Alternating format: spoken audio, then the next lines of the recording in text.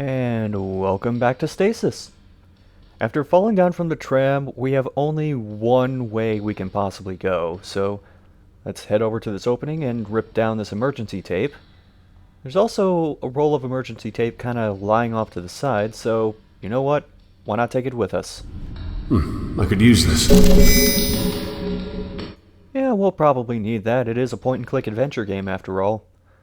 Now we enter this small room, and I'm going to warn you, there are a lot of entries on this PDA. So I'm going to try and fast forward this a bit and also give you a basic rundown of what all it says. This guy is an engineer, and he's the second person we've seen so far who notes how shitty the conditions are and how poorly upkept the labs and the equipment are. But he's been promised a new heart and lungs by Kane Corporation as part of his retirement plan, so he keeps working there. He notes that there's a strange fungus that started growing on the outside and inside of various machines, and then he gets promoted, and now he's building cloning vats. These huge vats are filled with enrichment liquids so that the clones grow at an accelerated rate faster than humans can produce humans, much faster. But they're not very safe because the electronic locks on them don't work, the catwalks above them are kind of rickety, and somebody fell over into one of the vats and almost died. Then he starts going into the behavior of the clones, saying that they act on instinct, and notes that one of them bit a chunk out of a researcher during quote-unquote feeding time. He mentions Project Seed, which we saw earlier on some of the computers, as well as Project Kitchen Knife, although we don't know what exactly those are yet.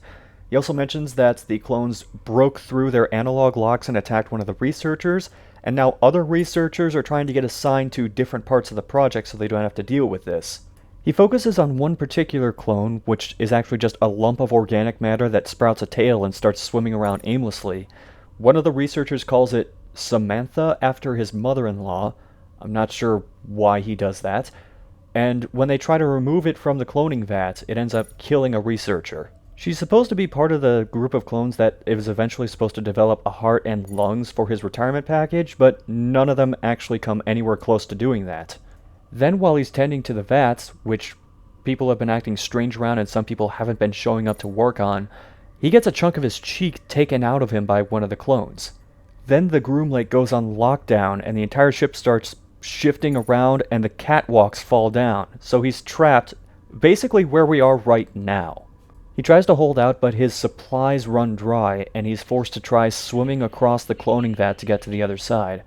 And then the rest of this is a love letter to his wife, who he may never see again. Did you get all that? Good. Now, there's this toolbox here, but if we try to open it up... Oh, shit. Where the hell am I going to find a key in this mess? Now you might say, but wait, we have the neural drill, let's just try using that, but... I don't think that'll work. And for the record, the crowbar doesn't work on it either. So instead, let's just take in this poster and, hey, let's look at this calendar over here. 2151. We left in 2148. 3 years ago. These bastards had us here for 3 years. Well, when you phrase it like that, it sounds awful. Think of it as a vacation from your vacation. Okay, now we're getting into the weird stuff. And I know what you're thinking, we just had a loading screen not too long ago, but I kind of understand why they needed a loading screen for this next area, because there's some visual effects going on, moving objects, and oh yeah, this monstrosity. Tia, I don't know if you can hear me, but I'm in some sort of... oh, I'm not sure what to call it. Welcome to the cloning vats, everyone. And in case that dead body in the middle isn't any indication, that engineer didn't make it. In fact, you can see the bloody handprints where he was dragged back into the vat by the clones. Speaking of... Something's moving in there. It's alive. It most certainly is, John, and we need to somehow get across this vat without being grabbed by those clones, or half-formed clones, or lumps of organic matter, or what have you. Now there's an electrical pole over here which we can push on, but I thought that was too easy.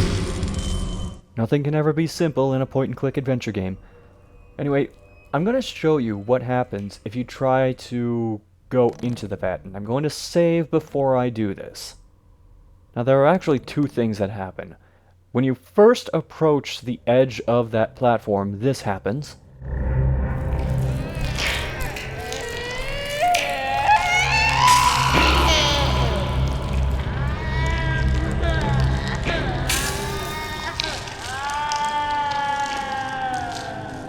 And if you're foolish enough to still try going into the vat anyway, this is what happens.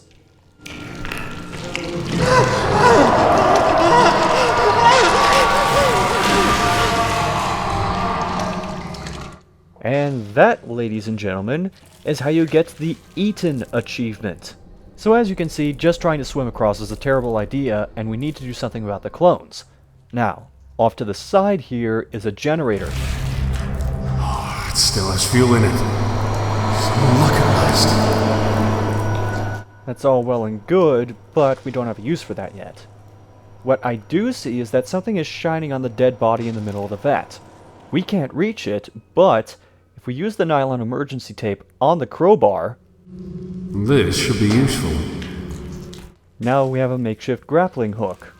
Now, the first time you approach the ledge again, it's going to do that same mini cutscene that we saw before where the clones in the vat try to go after you. But if we use the crowbar for the dead body,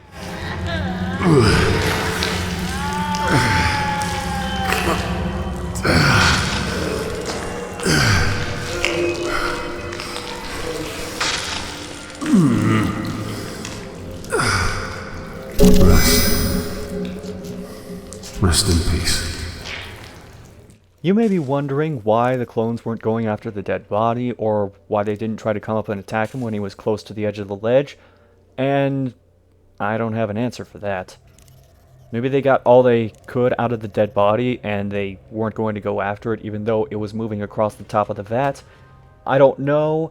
Either way, we got the key off of the engineer's body, and we can use that to open up the toolbox, and inside the toolbox, we find jumper cables. Yes, in this, as the description says, comprehensive toolbox, all we got are jumper cables. Now you can probably piece together at this point what we're supposed to do between the jumper cables, the generator, and the electrical pole. First thing we're going to do is use the neural drill on the electrical pole to help loosen up its foundation a bit. And that'll cause it to tilt a little. You can try pushing it again, but that's not going to accomplish anything. I should note that even if you don't combine the crowbar with the nylon tape right away, you can use either the crowbar or the grappling hook on the bottom of this to make this happen.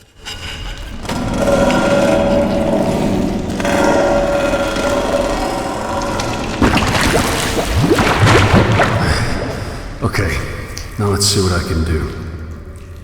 Alright, now that we've got the electrical pole, well, the end of it at least, submerged into the cloning vat, there are a bunch of exposed wires sticking out of the bottom of it. Now, this is where the game can get kind of picky. You have to use the jumper cables on the generator first, then use them on the exposed wires. Doing it the other way around doesn't work for whatever reason. A minor inconvenience, but I still question it. This goes on here. Well, as Dr. Nick once said, the black thing's connected to the red thing. And this goes over here. Now, are you ready to hear thousands of poorly formed voice boxes cry out in agony? Well, if you answered no, too bad, we're flipping the switch.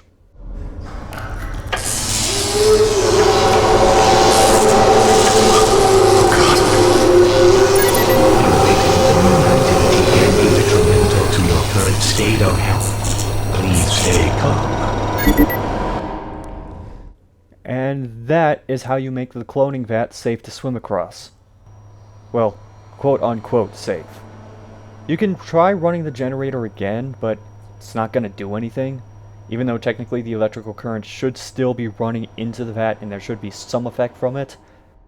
Anyway, now it's time to try and swim across this fleshy mess in the cloning vat.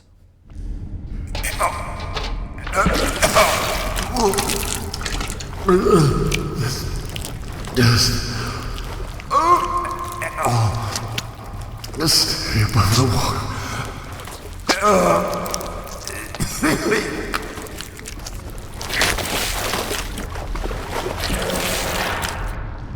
And that's the cloning vat puzzle, everyone. Next time on Stasis, we have to go deeper.